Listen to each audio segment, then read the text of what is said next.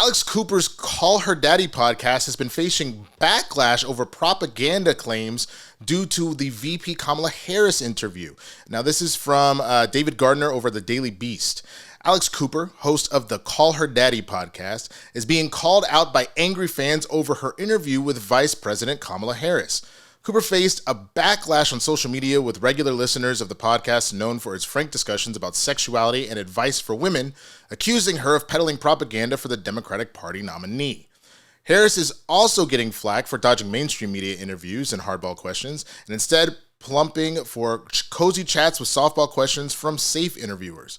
Some fans left remarks on the show's Instagram account congratulating Cooper for the coup in getting the Democratic Party White House hopeful onto the podcast, rated second in popularity only to Joe Rogan's show in the United States.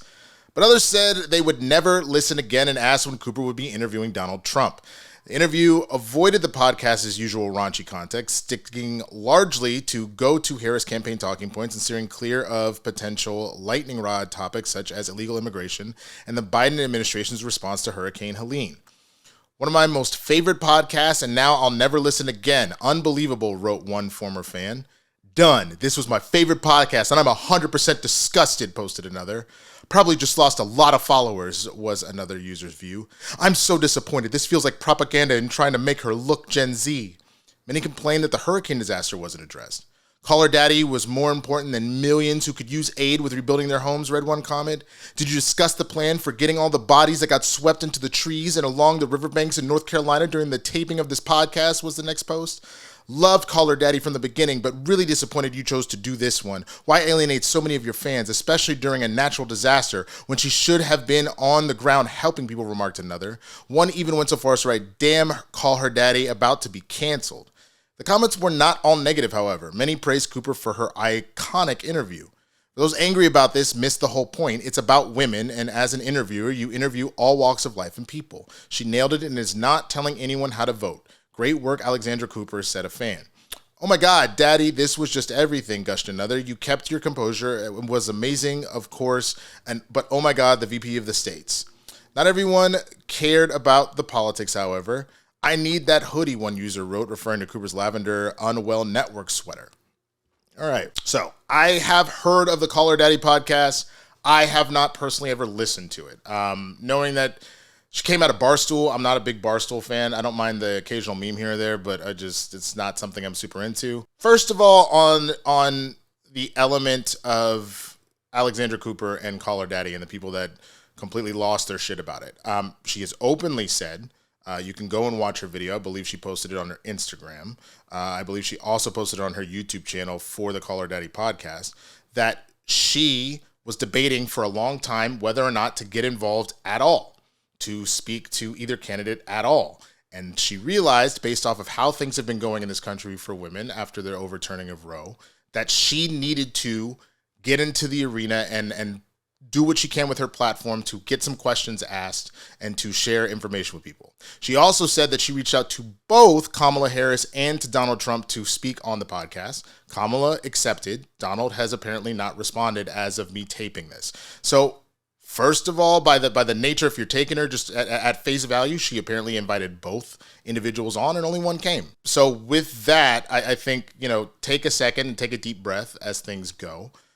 Second of all, as far as Kamala going on the show, on the podcast, I think we got to talk about a couple of things. First of all, people have asked her to do interviews, so she did that. She did The View, which I get it. The View is going to seem like some more softball stuff. She did 60 Minutes. She did a whole bunch of interviews in the last 5 to 7 days, so a few that I'm missing. So as far as giving her guff about not doing that, she's finally out doing these interviews, is what people have asked for, so she's doing them. It also makes sense if the nature of the Call Her Daddy podcast is to talk about women's issues, sexuality, etc., that with this being a major topic in this election, that she would ask the candidates to come on. So I don't think any of this is outside of the realm of what should be going on, including the fact that if Alexandra Cooper's main goal eventually, or Alex Cooper, shout out to other Alex, is to be a big time interviewer, I can't think of a bigger interview than this. I mean, Kamala also went on the All the Smoke podcast. That's a presidential candidate,